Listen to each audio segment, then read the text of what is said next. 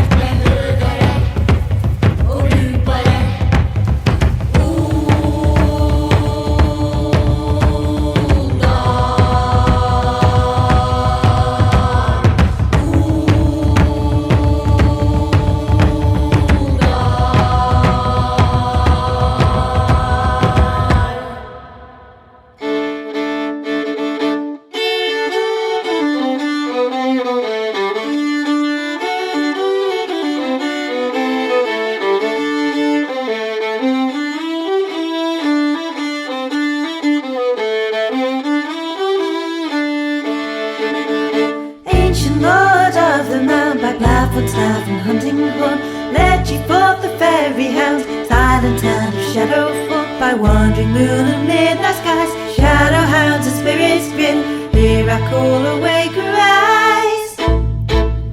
Pace the round and walk the rim, together to the compass round, round the circle now appear, prowl and guard the castle's bound, but for a stranger to come near, thou dost draw the cloak of night, giving the power to increase, be all intrusions but to fly.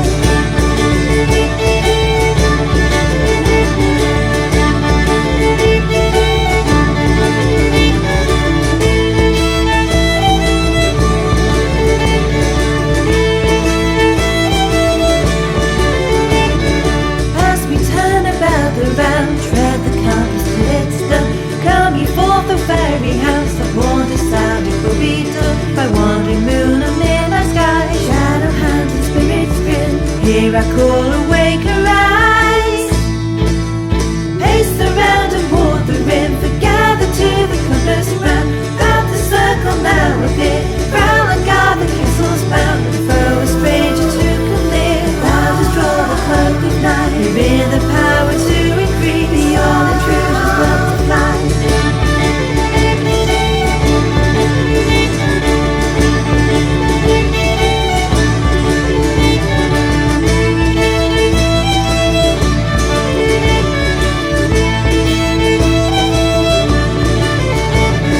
Ancient lord of the mount, by Glatham's staff and hunting home, led ye forth the fairy house, silent and of shadow fall, by wandering moon and midnight sky, shadow hands and spirits grin, here I call awake arise.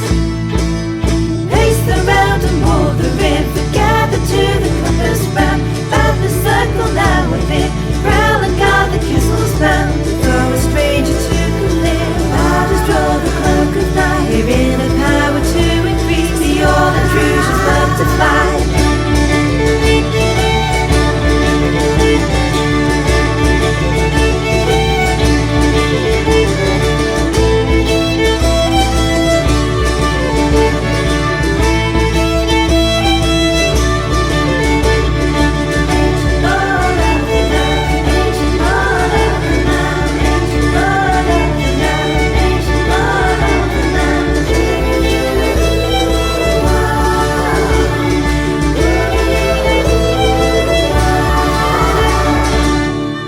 Hello my friends and welcome to DruidCast episode 166. I am your host Dave the Bard, and DruidCast is brought to you on or around the 20th of every month by the Order of Bards, Ovates and Druids. If you'd like to find out more about the Order and our courses, you can do that from our website at www.druidry.org. Opening the show, you heard two tracks. The first was Odal by Wardruna from their album Ragnarok, and that was followed by Pace the Round from new band Morvoran from their album Songs for the Devil. Morvoran are a band from Cornwall, that rugged southwestern magical peninsula, and their songs are based around the written work of witch and author Gemma Gary, who you would have heard give a talk back on DruidCast 139, and Gemma is also in the band itself, so thank you for sending that into the show and good luck with the new band. I am very excited to bring you this month's talky bit. I was contacted by the management of Wardruna saying that Einar Selvik, the man behind the band, had been listening to the show and had really enjoyed the Walking the Talk segments and would like to come on the show to show me around his favourite sites in Norway. Now, wouldn't that be nice, but also completely impossible right now. So instead, we got together on Zoom for a chat about his music, his spiritual path and his inspiration. But before we go to the interview, let's have another song. Next up is Neptune's Keep with Snow Buntings from their new album The Singing Grove. This is the first in their Elements of Arwen series, inspired by the journey through the Obod Bardic Grade, and this first album focuses on the element of earth. Original songs tell epic tales of elms and owls, reindeer and arctic birds, goddesses and shadowlings and more. And the band are donating a portion of the sales income for this album to conservation organisations, especially those that support reindeer and birds. Well, my friends, thank you for downloading the show, and after the song we will go right into the Talky Bit interview with Einar Selvik of Wardruna. Bunting, bunting, bunting, bunting, bunting, bunting, bunting. Under the sun, dogs I see glow. Buntings of snow, buntings of snow. Shadows are skipping over the snow. Restless buntings of snow. Flocks of white birds flush and splinter. Buntings of snow. Buntings of snow, far from the bitter Arctic winter, sheltered here in the snow. Murmurations right and left, buntings of snow, buntings of snow. Avian nations warp and weft, weaving tales of the snow. Bunting, bunting, bunting, bunting. Bunting, bunting, bunting. Bunting sing an Arctic prayer. Buntings of snow, buntings of snow. With the falcon, fox and hare, may there always be snow. Fragile Arctic species finding buntings of snow, buntings of snow. Patterns of their lives unwinding, melt away with the snow. Bye bye baby bunting. Buntings of snow, buntings of snow. Fading buntings of snow.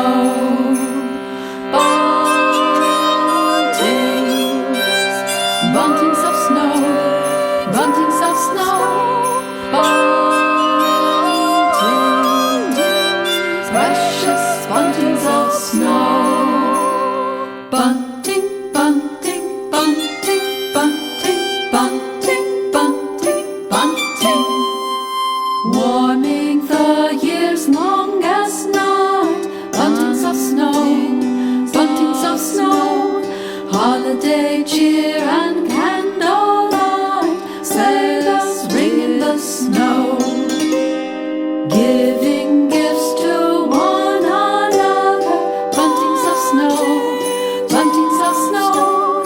What shall we give the earth, our mother? Ask her creatures of snow. People make a joyful sound. Buntings of snow. Planting seeds in common ground, nestled under the snow. Healing of the sea and land. Buntings of snow, buntings of snow. Starts with human heart and hand, and the wisdom of snow.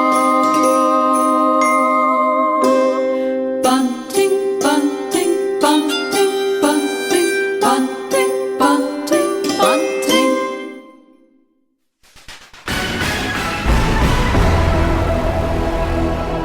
The Talky Bit. Well, thank you, Einar, for joining me on DruidCast. I've loved your music for many years, and it's lovely to see your face and hear your voice talking to me on the show. So welcome. Pleasure is mine, and thank you for the kind words. What I'd like to do is go back to the beginning, if you would. What inspired you to form Wardruna? Well, I guess it's a number of things.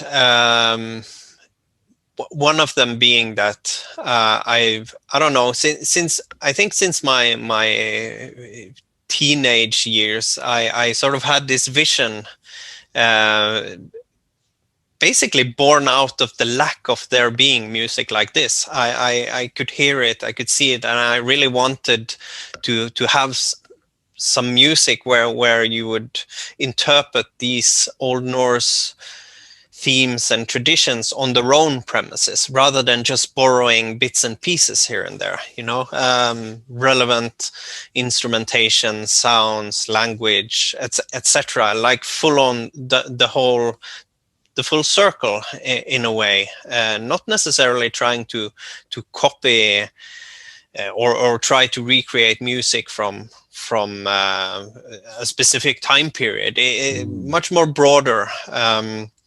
So I guess at some point, that feeling or need to hear and to do something like this just became stronger and stronger. Yeah. So at some point in the early 2000s, it was just I just had to do it.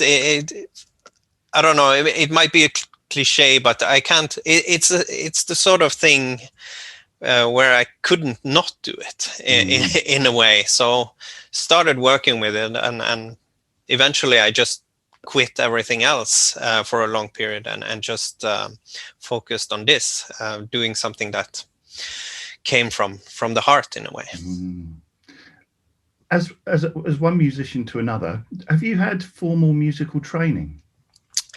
No, I am kind of a musical illiterate in a way. I play by the ear and intuition. I can't read notes and those kind of things. But I have been working with music since I was a child. I was obsessed with drums when I was like 2-3 years, and I got my first. I had musicians in my family as well, so I was able to get my hands on a drum kit at a very young age. I think I was 7 or 8, and quickly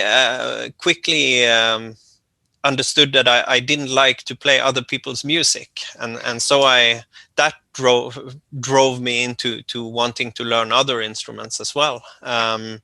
So I could make music that I could play drums to, basically. So I guess that creative drive has always been there, more so than the performative drive, I would say. Right. I'm the same. I can't read a note. And I sometimes think that's almost a benefit, because if you don't know the rules, you don't know you're breaking them.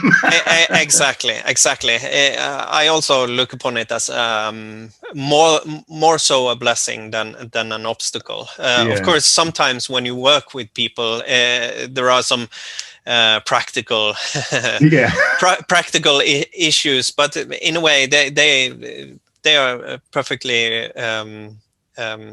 overcomable. So your entry was through the drums. Weirdly enough, again, so was mine in a way. I was taught Irish folk guitar, but in my teens and 20s, I was a drummer in a heavy metal band. And I think you were the same. Indeed. And at some point, both of us sort of found our home in acoustic music almost. And so what was the journey from kind of like a metal drummer to an acoustic musician? With, how did that kind of transition occur? Well, I grew up with older siblings listening to metal music, but there was also a lot of classical music in my house, and also I've since a very young age had a sort of a been drawn to historical music and also to traditional Nordic music predominantly, also Sami music. So I don't know. It's sort of been there all along. I've been inspired by it in my work with metal music as well. There is a lot of influence from traditional as well as classical in terms of tonality and patterns and so on. So I guess, like I said before, this in my teens, this I don't know, these things started to change, and this need to do something more in line with my roots became stronger and stronger. Yeah, I guess in the time where I played in Gorgoroth and these other metal bands, I was really done with the whole metal thing, even a few years before that. So it was more a work thing, an artistic expression in a way, but nothing personal. I was in a different place, and I at the heart I wanted to do something else, and yeah, thankfully I had the guts to do that. Yeah. Wardruna, you can't, you know, you listen to your music that you write, and it's obvious that it comes from a spiritual place. And I know that the listeners of DruidCast are going to want to know more about that spiritual connection with your music. I've heard you, or I've read you describe your path as an animist, and I just wondered if you can expand on what animism means to you. Well, I think, well, and if you truly boil it down to essence, it's the idea that everything we surround us with has a, well, some say spirit, some say energy or frequency, or well, that's even scientific fact, you know. So you can sort of, it doesn't really matter whether or not you well, I often say that I think it would benefit us all if we all had a more animistic worldview, whether or not you're a spiritual person or not, because it automatically acknowledges that you're part of something. You're not on top of, you're not the ruler of nature in a way. You're part of it, and which is something. Well, I think I'm a person that views nature as something sacred, and that's something that is at the core of animism, the way I see it. Well, I guess that's the starting point, at least. And it's not. I guess my path is something it's always changing and progressing, as am I. You know, I'm not the same person that I was 20 years ago. So, and I'm not sort of stale and sticking to or thinking that I know the truth. You know, that's something that that evolves. Well, possibly I learned something today that changes my perspective on things. So I'm a very open-minded person in that sense, that I'm always questioning things and questioning myself or etc. Always seeking, yeah. I remember some years ago, Richard Dawkins wrote The God Delusion. And it seems to be very focused on the kind of major religions. And I always thought, you know, if I ever met Richard Dawkins and he asked me to prove my God exists, I'd just point him out the window and say, well, there it is. Yeah, you know, nature, exactly. you know, it exists. I can see it.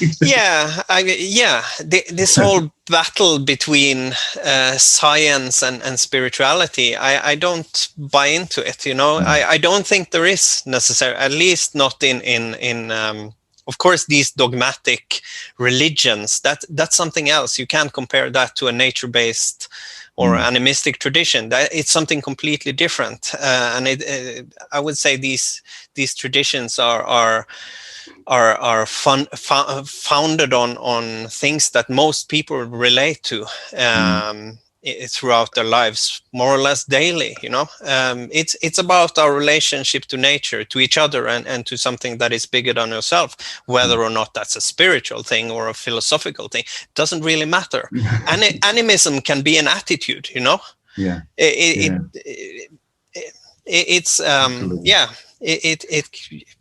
can be as deep and or shallow as you want. It still makes a lot of sense. It does. And listening to your music, a lot of the songs are dedicated and inspired by the old Norse gods. How do they fit into your view of animism. You know, the like the Tyr and Odin and such Well, like. for me, they kind of, or the myths represents different stages or states of nature or of man within nature. In a way, they for me it's well, when I work with the myths, for me it's important to decipher them in a way that what does it actually mean? How does it apply today?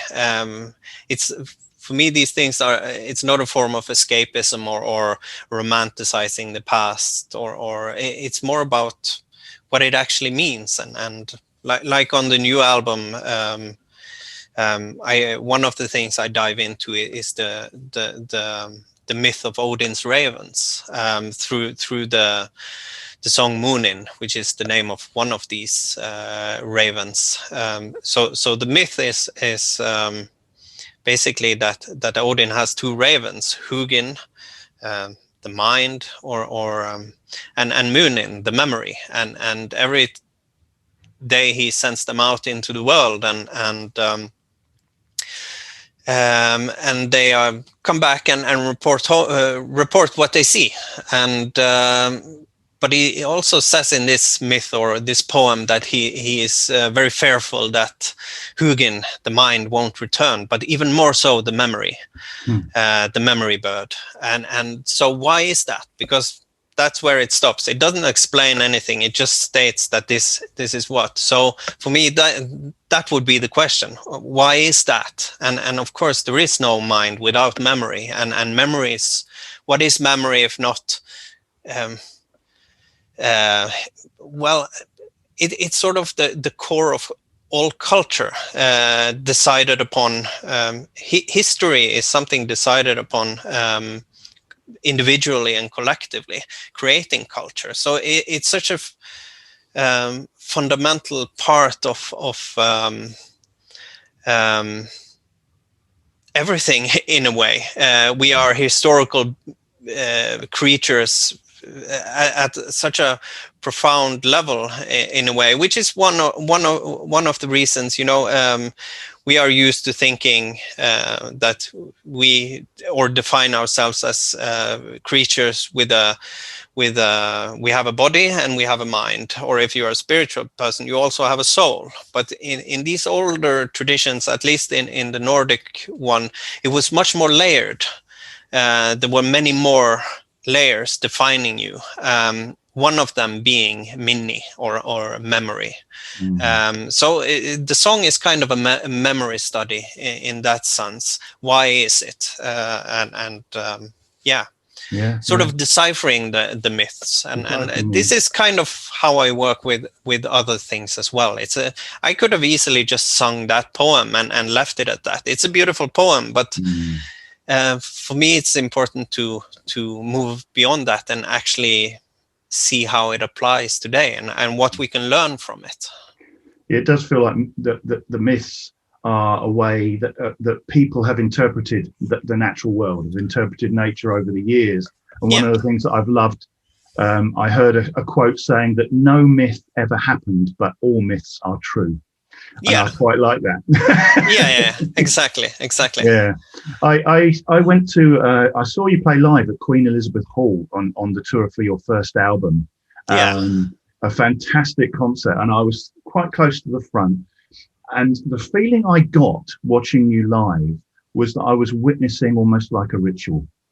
It was like I was present at a ritual. You came on stage, you presented the music, you took the audience on a journey, and then at the end you thanked the audience and you left. And there wasn't an encore. It was like, this is what we've come to do, and you've done it, and I hope you've enjoyed it, and we're off. I mean, do you see your performances as kind of live rituals? Is that a conscious thing, or is it? Yeah, it is a conscious thing, and it's not. We're not doing rock and roll, or it's when we go on stage, it's not like this. Yeah, it is creating a solemn, sacred space that you can connect to potentially. Creating that moment is what we set out to do, which is the reason why we don't I don't speak in between songs, or we don't break the atmosphere until it's done. So yeah, on many levels it's a ritual, and I think in a world where there are so many people who don't go to the church or to the mosque and is part of these solemn, sacred moments, where you connect to something that is bigger than yourself, whether it's music or nature or whatever you wish to put in that room or space we create. That's up to you, but creating that space, that neutral space where you can become part of our songs in a way, that's what we set out to do, to try and fill that gap in a way, fill that need. Well, which I think totally succeeded that night. You totally succeeded that night. It was a fantastic evening, and music is magic, isn't it? I mean, there's no reason why moving one note from a major chord to a minor chord affects your mood, but it does, and it's just sound. Definitely. But it's sound that is magic, and I think that's what you portray on stage. And one of the things that I try to avoid is people say the Druids did that. The bards did that, and I see very much what we're doing now as part of a living tradition. It may have been a broken tradition with no kind of direct lineage, but it's still a living tradition. And I see a very big similarity between the bard and I don't know if I'm pronouncing this right, but the skald. Is it the skald? Yeah. And you know, do you see a similar kind of similarity? And do you see yourself as a skald, a modern skald, and what is the path of the skald in a modern age?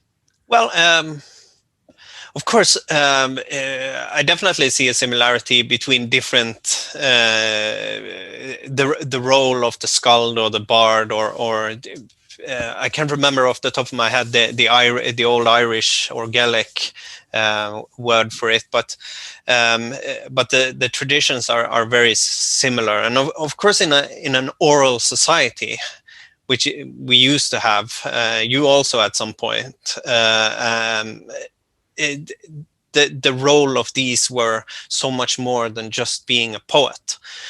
You know, they were the news forecasters of their time. They were the storytellers. They were sort of the voice, the critical voice of society in a way. They were the memory of society. They were the genealogists, knowing the lines of the different families, etc. Kind of the people, connecting them to his history in a way. So they had so many roles. So even though, and our society, of course, is different. We live in a literary society, which is, of course, profoundly different in terms of how we experience words. Basically, poetry, songs. It doesn't mean it's worse or better, but it's different. So, of course, the role of a skald or a bard is also different. But there are definitely parallels to what I am doing and what the bards and skalds used to do. So, yeah, I guess in a way I am a modern skald. I'm a storyteller. But I'm latching it onto a contemporary gateway, which is something that has always been necessary. I think that was the case back when the skalds were doing their thing as well, 1,000 years ago. A story, latching it onto a contemporary sort of hook or reference is a way into the story in a way. It makes people connect to it, and that's a timeless thing. So there are many things that the skalds did that are timeless, like the concept of performance. What you do when in front of an audience. The rules of that, they are timeless. So tapping into that allows me to do what they did in a way. Especially since I have a conscious relation to it in a way. Yeah, hearing you talk throughout this whole interview, it feels like we're brothers from different mothers, to be honest with you. A lot about so let's talk about the new album. Due out on the 23rd of January, I think. The first three were a journey through the runes, I believe, a runic journey. But this one has got the two songs that I've heard from the new album have a slightly different feel to it. So can you tell me about the new album, the journey behind it, and that kind of moving on from that original trilogy? Yeah, I feel the album is definitely in many ways a continuation. I still follow the same creative concept where the themes themselves sort of defines a lot of the sounds I use, the language I use, where I record, when I record, the tools the toolbox basically. But on this album, I feel it wanders in the same kind of universe. But it goes more into detail, I would say, and it dives more into the human sphere. How our relationship to nature and also how we define, used to define ourselves as being go into a few of these different layers of how we defined ourselves in a way, or define in present time. And of course, one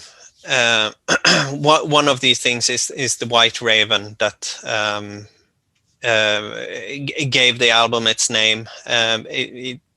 It's the raven is such a central figure in so many different cultures, and the Norse one very much so. I would say if the Nordic, if we ever did have a flag or a banner or a totem, it would be the raven, for sure. And so it goes into this. It's sort of a recurring thing that you see on the album. And another recurring thing is of course the white animals, the sacred white animals. Now the raven itself is seen as sort of the human embodiment within nature of our mind and memory, and also the sort of the messenger from beyond, or the bridge to the beyond. The raven has this figure, and then you have these sacred white animals that we see in cultures and myths all over the planet, whether or not it's ravens or lions or elephants or bears or reindeers. They seem to always have they have this prophetic myth linked to them, where they seem to represent some sort of awakening or the coming of something new, as well as being sort of a spirit being that comes from the other side and walks beyond these borders.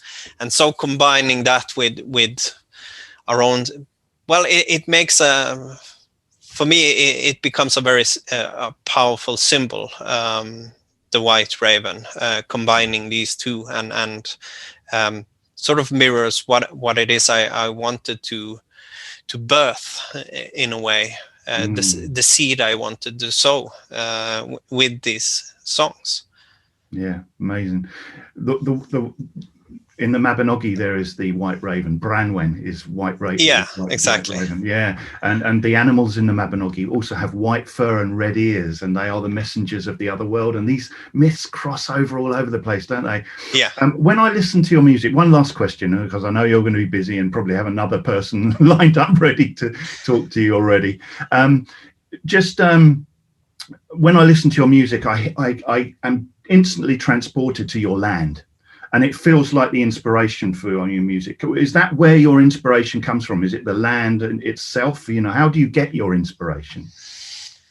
Yeah, inspiration comes from many things, but of course, that's the thing with nature-based traditions or cultures. They are shaped by their surroundings in a way. So even though my rapping is different to yours, it's the same mechanisms that gave birth to them. That's why all of these traditions are so connected as well. But of course, that of course gives a huge imprint on the expression, and sometimes the inspiration comes from nature itself. Sometimes it comes from the absence of nature, longing for it. Longing is a very powerful inspirational tool. Sometimes it can be the instruments that inspire it. Sometimes it's words or a sentence or the theme that I'm working with is so visual or has such a strong image to it that I instantly hear it. Because that's kind of how I work. I write a lot when I'm walking. That's when I hear it or see it, and that's kind of my main muse, if you will. Do you have a phone full of ideas as you're walking as well? Yes. Oh yes. I have a phone and always these small notebooks and they are always close. So I can, and then it's about going back into the studio and chase down these small glimpses. But also I apply this old, one tradition from not only the Norse or Nordic, this idea of that everything in nature has a sound or a song, and knowing these songs allows you to know the thing.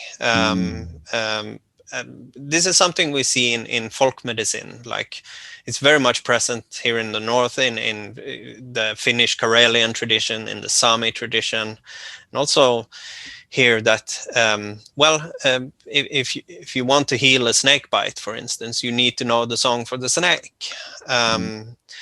If you know the oldest word for iron, you know how to make iron in a way. So this idea of seeking out these songs, pull them up from the ground or the branches or whatever it is you want, where you want to seek these songs. That is something I apply to my work as well, and have done since I started out.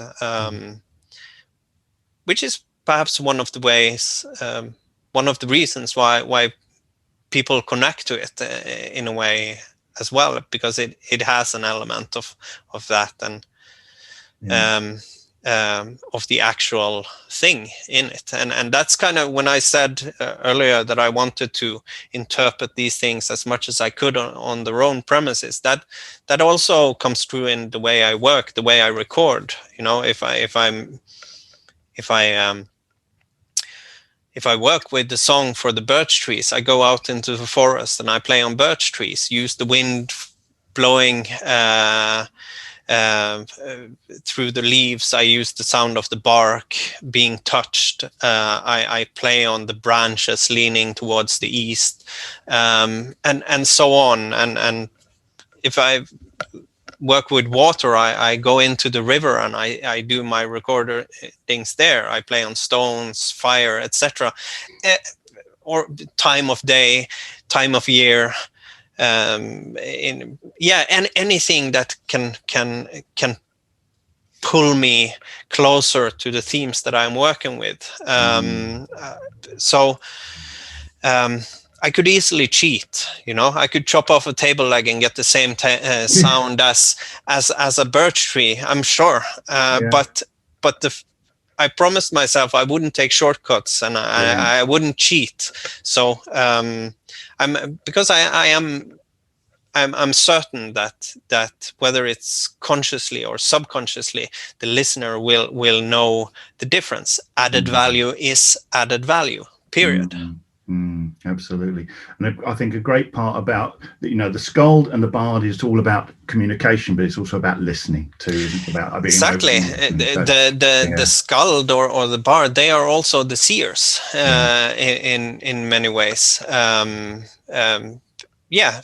have this sort of side view on everything, and Well, thank you. Thank you very much for taking the time. I know it's been lovely to actually talk to you. I could talk to you for hours, to be honest with you. So hopefully maybe another time we'll continue the conversation. But good luck with the album. What I've heard so far, I can't wait to hear it. So thank you very much. Well, pleasure is mine, sir. Thank you. Yeah. All right. Okay, have a good day. Thank you. Yeah, you too. Very well.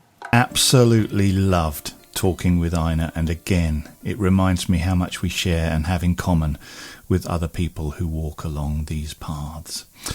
After the interview, you heard Wardruna again with Rado from their Ragnarok album. And I'd like to thank Wardruna's management and also their record label for giving us permission to play those two songs on the show. As we said in the interview, Wardruna's new album Kvatraven comes out on the 23rd of January across all platforms, and there are already 2 songs pre-released that are, well, you know what, I reckon they are the best songs I've heard from them so far. So do go and check them out. And don't forget, you can find links to all of the artists featured on DruidCast in the show notes.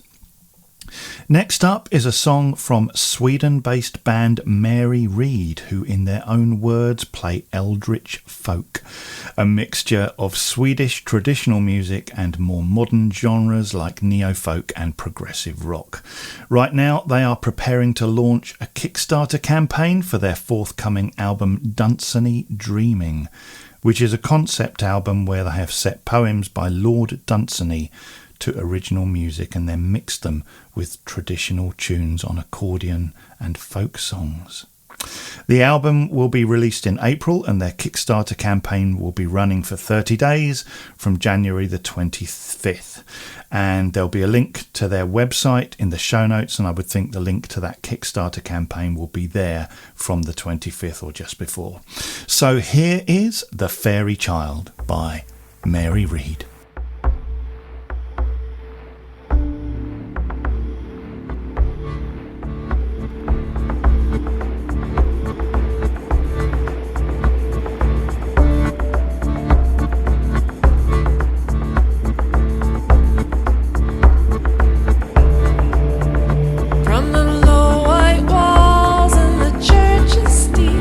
From our little fields under grass or gray,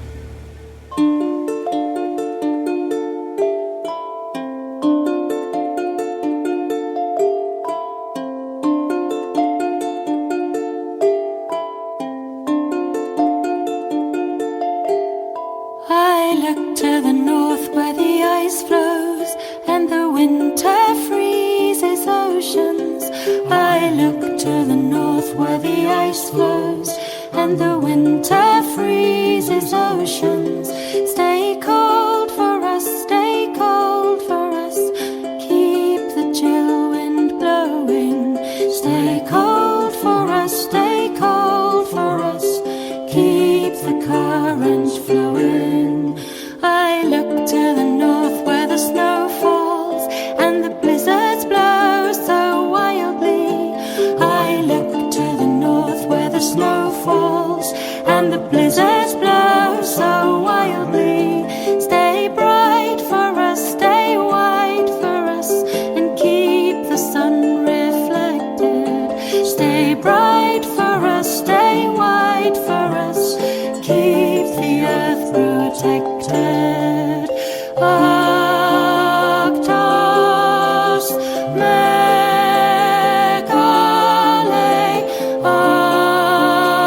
Arctos Megale,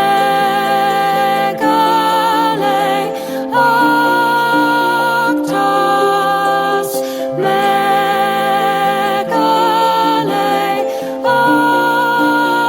Arctos Megale.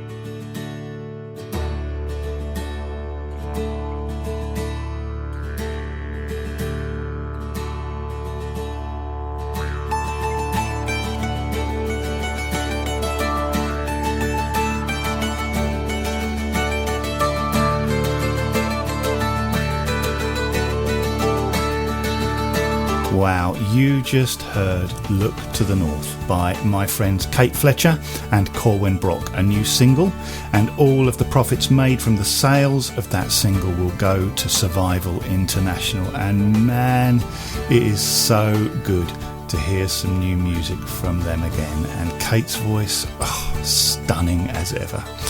Well, this music means we are approaching the end of the show, but before I go, let's have the results of last month's competition. The prize was 2 CDs from the Golden Apple, Any Excuse, and the Drunk Ship of Cobblers. I still like saying that. And the question I asked was, in Greek mythology, Hera is said to have been given the gift of the golden apple tree by which Greek god? Well, the answer I was looking for was Zeus, and the first name drawn from the hat and winner of those 2 CDs is John Breen from Springfield in the USA. Congratulations, John. Those CDs will be with you as soon as can be. The prize this month, of course, has to be a copy of the new Wardruna album, Kvit Raven, and we have a CD to give away. All you need to do is answer this question. What are the English names of Odin's 2 ravens that Einar spoke about during the interview? What are the English names for Odin's 2 ravens that Einar spoke about during the interview? Email your answer along with your full postal address to podcast@druidry.org, and one of you will win that amazing CD. So my friends, that is a show. I'll see you next month for DruidCast episode 167. Have a wonderful Imolg as we welcome the first stirrings of spring here in the Northern Hemisphere, and a blessed Lunasa to all of our listeners down under. Stay well and safe, my friends, and I wish you all peace and blessed be. Goodbye.